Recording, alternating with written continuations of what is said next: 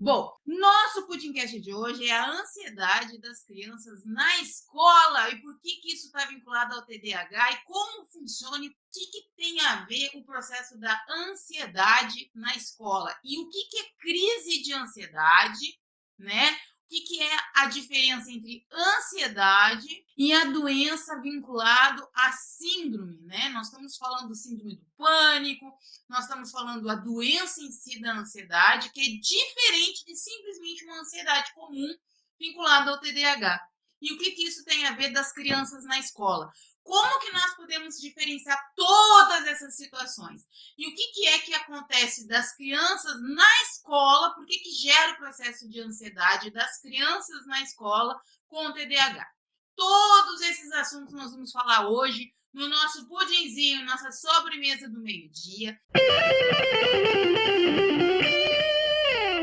Bom, o que acontece nesse processo das crianças, né? Nós temos que falar sobre as crianças no período social da escola, tá? Assim, nós temos que entender que o TDAH, primeiro vamos falar o que é o TDAH, que às vezes nós temos muitas pessoas que não sabem o que é o TDAH e estão chegando agora pelo início, entrando nessa jornada, tentando entender o que é a sigla TDAH.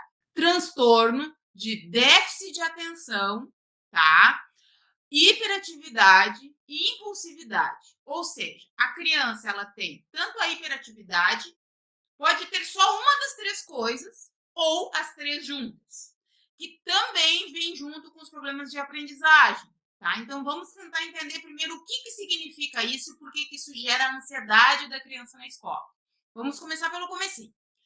O que é a hiperatividade? A criança não consegue parar na cadeira, ela fica inquieta, a professora está dando a matéria lá no quadro, ela começa a se remexer, ela não para um minuto, ela fica pensando assim, ai meu Deus, tem que copiar a matéria, ela começa assim, se mexe na cadeira, ela pede para ir no banheiro, ela levanta, ela não para na classe. Isso começa na fase da alfabetização, ela fica muito inquieta, começa com uma inquietude interior, ela não sabe o que está acontecendo, aquilo assim, ela está revoltada, ela quer se levantar, ela quer sair correndo, ela não para um minuto. Isso é a hiperatividade, né? Já o déficit de atenção, passou uma mosquinha lá na janela, ela olhou para a mosquinha e ela não copiou mais nada.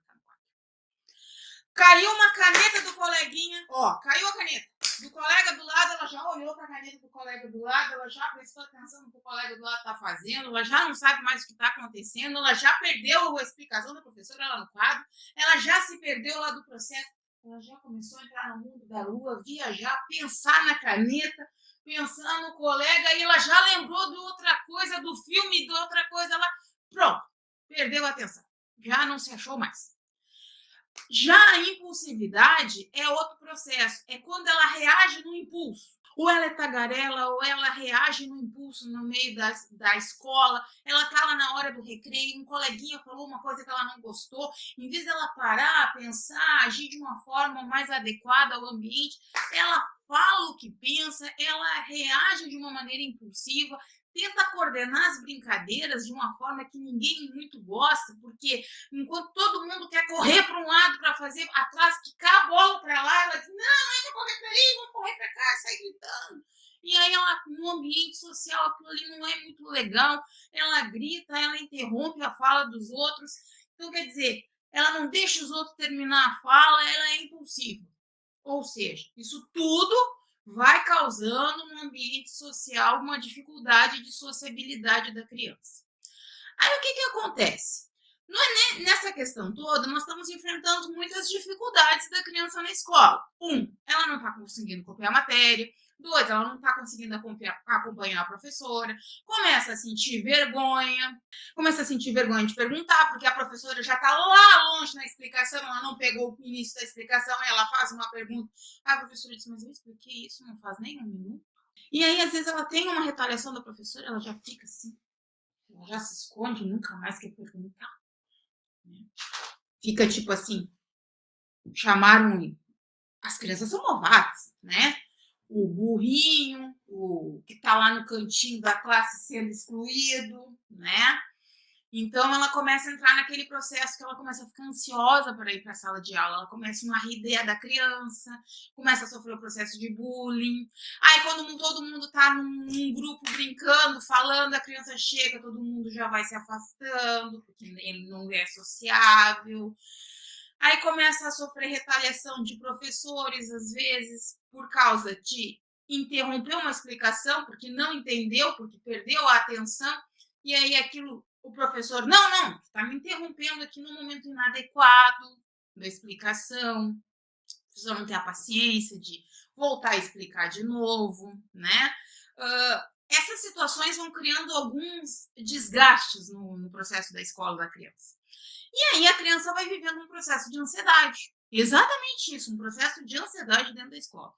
E aí ela começa o quê? A pensar assim, poxa, eu vou para a escola e em vez de eu me divertir, em vez de ser um momento legal, em vez de ser um momento legal a hora do recreio, por exemplo, a hora aqui no sul falam recreio, aí em alguns lugares falam intervalo, alguns outros lugares falam outra palavra, mas é o momento do intervalo escolar ali, onde todo mundo sai, vamos brincar, vamos correr, né? Digamos lá, o pessoal lá da primeira, segunda, terceira série, aquela correria, né? Se é um colégio de escada, as crianças escada abaixo.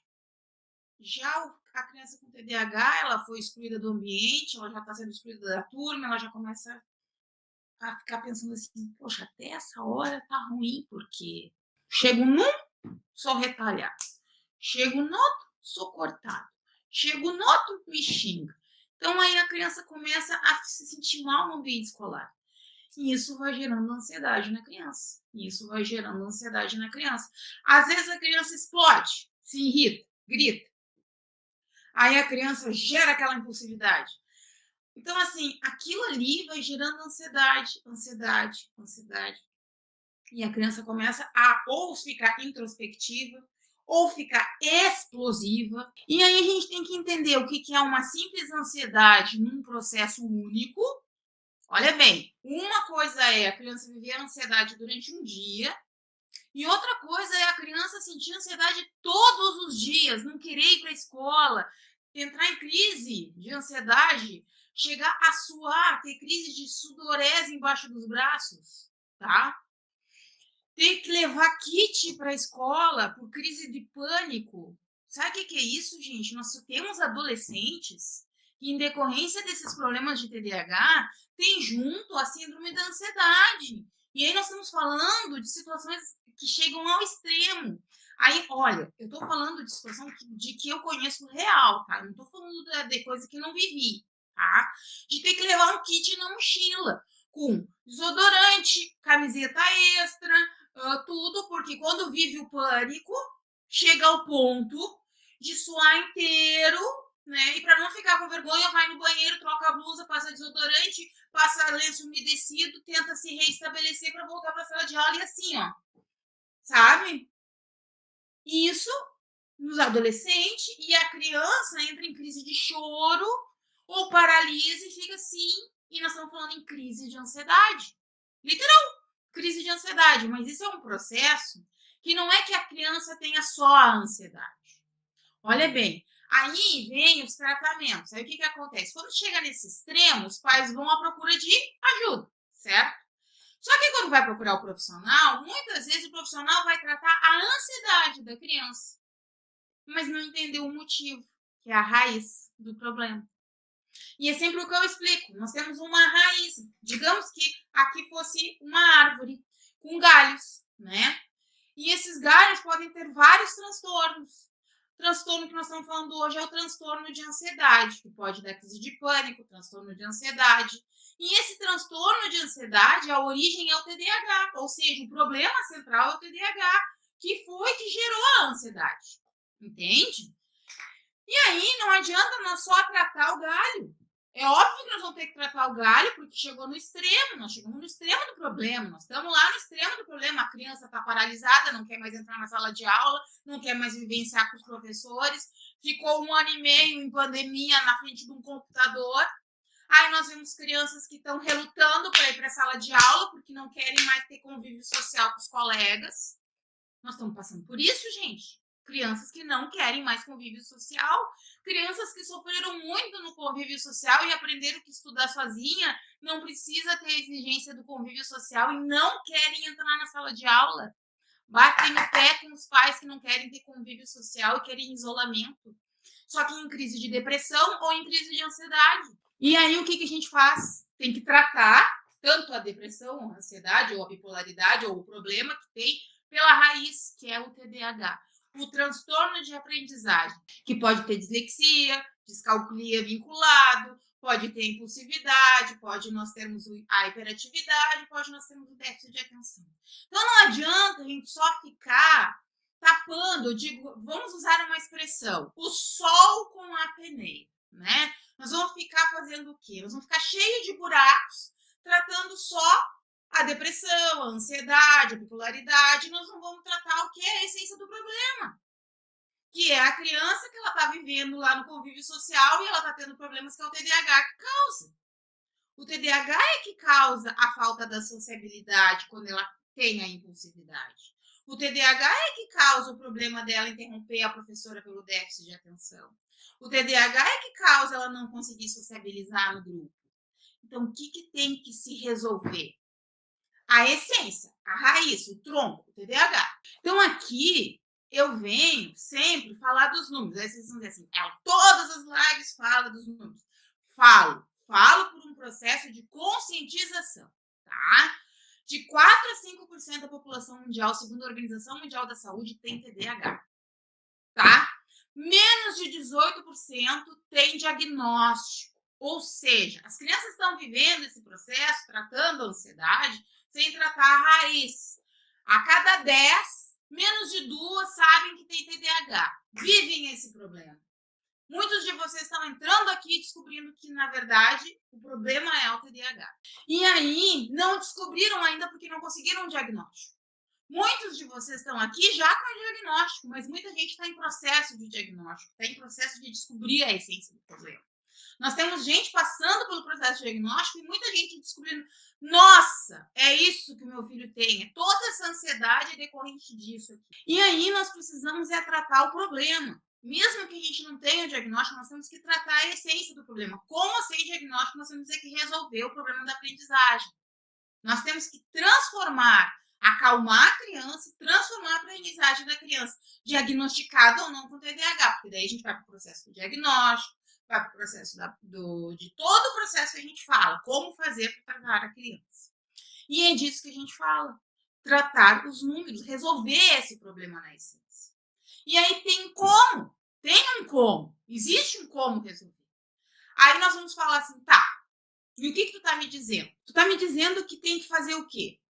Olha, eu não digo que a técnica que nós ensinamos, que é a técnica de parent training, treinamento de pais, vai tirar o processo que a gente fala todo que tem que ser feito, como o médico, o psico, né, o neurologista, o psiquiatra. Digamos, o médico que você vai enviar o seu filho. O certo é o neuropediatra ser encaminhado ao neuropediatra. Só que vai se passar por esse médico, em média, criança que está diagnosticada, a cada 2 meses. E o psicopedagogo ou pedagogo, uma sessão por semana de 1 hora. Ou seja, a criança não fica muito tempo lá. E é isso que a gente tem que ter consciência. Com a escola, ela fica no coletivo. E aí o que a gente fala? Tem que ficar com os pais, um treinamento adequado, onde os pais saibam o que fazer para transformar essa situação. Conseguir mudar isso para a criança não sofrer mais no ambiente da escola. Ou seja, nós temos que conseguir ensinar os nossos filhos como eles viverem melhor, transformando o TDAH. Ou seja, a gente conseguindo fazer eles se adaptarem ao TDAH, conseguindo diminuir a impulsividade, diminuir a hiperatividade, diminuir o déficit de atenção, resolvendo a raiz, mudando a questão emocional, fazendo eles entenderem como conviver no ambiente social. Tem todo um processo, tem toda uma técnica para isso. E aí a gente consegue transformar isso tudo numa nova situação onde a criança vai tratar a essência. Por consequência, nós conseguimos ajudar a criança a melhorar a questão do processo da ansiedade. É resultado, é um resultado que vem como consequência. E aí você vai dizer, tá, mas isso se faz como? Uma técnica transformadora, né? Aonde a gente usa 3 pilares, o pilar da observação, o pilar da questão que a gente usa da organização e o pilar do incentivo. Mas só que tudo tem que ser de forma correta e adequada, com uma técnica que tem um passo a passo. Então, eu tenho que dizer para vocês que não é assim simplesmente uma técnica que a gente utiliza com uma coisinha simples. Não, tem todo um passo a passo para se fazer a transformação. E é real. Se não fosse real, eu não estava aqui dizendo para vocês. Sabe o que é a gente ouvir o depoimento das alunas dizendo: ó, nós conseguimos transformar X, eu consegui fazer Y, eu tive o resultado dentro da minha casa, eu consegui mudar para mim. O que nem eu ouvi na mentoria ontem, paz. Não tem preço paz, né? Não tem preço a criança conseguir ir para a sala de aula e se sentir bem. E é isso que nós queremos. A criança não mais passar mal desse jeito dentro de uma sala de aula. Imagina, nós temos, e eu falo sobre a questão da empatia, se colocar no lugar de, né? Depois que nós entendemos tudo, porque tem todo um processo de conscientização de entender tudo da mente do TDAH. Porque eu falo, né, que a mente TDAH, isso vocês têm que entender, é neurobiológico, né? Nós temos a questão do lobo frontal que é completamente diferente de quem tem TDAH, de quem não tem. Né? Todo o processo de emoções é diferenciado, então tem toda uma situação. E nós temos que nos colocar no lugar da criança. E a partir do momento que nós nos colocamos no lugar, nós nos visualizamos vivendo a situação. Então agora eu quero que vocês se visualizem no lugar dos seus filhos, dentro de uma sala de aula, sofrendo um processo onde vocês entram em pânico, ou vocês paralisam, ou vocês começam a suar, e vocês não conseguem sair do lugar, simplesmente vocês ficam estático. Estático. Por quê? Porque vocês estão vivendo uma situação de alta pressão. E essa alta pressão é decorrente porque vocês se sentem incapazes e acreditam que tudo que vocês fazem é errado. Porque decorrente do TDAH, vocês viveram um processo de culpabilização, onde vocês sempre foram apontados como tudo que tu faz é errado. Não, não, não, o que você está fazendo é errado. Não, porque você não copiou. Não, porque você não pode. Para quieto, menino. Não, porque não, porque não, porque você é o culpa menino. Não, porque é um processo onde todos culpam a criança e a criança sempre se acha como a errada do processo.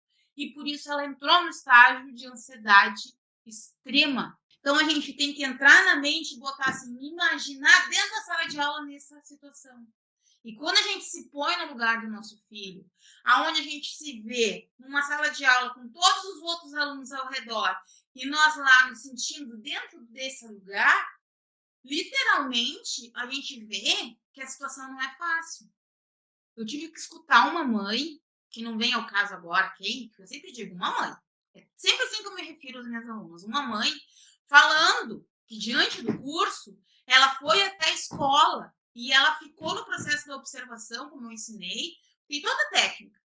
Apenas observando alguns minutos na sala de aula, porque ela estava sendo impedida disso. E ela viu o filho dela, que tinha tido uma crise de agressividade e ela não estava entendendo o motivo, jogado no canto. E ela disse que ela sentiu como se o filho dela fosse um bicho no canto da sala de aula, excluído. Ela disse que se viu no lugar do filho, sentindo isso, se sentindo assim. Por quê? Porque simplesmente não estava se dando atenção naquele momento à criança. E houve uma série de coisas graves nesse caso, que não vem aqui a situação, mas eu quero dizer que quando chega a esse extremo de crise de ansiedade, é porque algo muito grave aconteceu. Mas nós temos uma raiz do motivo. Aí quando nós falamos a ansiedade na escola, tem duas coisas. Pode ser uma mera ansiedade de uma coisa que aconteceu um dia na sala de aula que gerou ansiedade, e aí a gente lida com isso de uma maneira mais fácil, é mais tranquilo, a gente vai ver o processo do que aconteceu aquele dia, e crise de ansiedade decorrente do TDAH. E às vezes nós não nos fazemos com empatia com quem nós mais amamos, que é os nossos filhos. Sabe o processo de empatia que tanto se fala hoje na sociedade? Se pôr no lugar do outro? É muito fácil falar, mas a questão é nós nos pormos no lugar dos nossos filhos quando nós passamos por dificuldades, quando eles estão correndo pela casa e quebraram alguma coisa. E nós pensarmos que aquilo é decorrente de uma hiperatividade por uma questão do lobo frontal. E aí nós vamos nos ver diferentes. Aí você vai me dizer assim, tá, mas tem solução? Tem. Tem técnica para resolver toda essa situação. E eu posso garantir para vocês que tem uma técnica que ajuda a acalmar a criança e transformar a aprendizagem dela. Com passos que a gente diz que não é. Eu não estou dizendo que é um milagre, mas eu estou dizendo com passos simples. Uma técnica transformadora que resolve o problema da criança. Então, o que eu quero dizer para vocês é que vocês têm que entender que se colocar no lugar da criança é a primeira situação que nós temos que nos entender, que não podemos mais aceitar que os nossos filhos vivenciem essa situação sem o real tratamento. Nós precisamos entender que nós precisamos ajudar as nossas crianças. Nós precisamos entrar no processo de tratamento dos nossos pequenos. Nós não podemos simplesmente chegar e ir atropelando. E aí, quando chega nesse processo extremo, as coisas ficam graves. E nós não podemos dizer que só um dia de vivência de ansiedade é o processo de crise de ansiedade.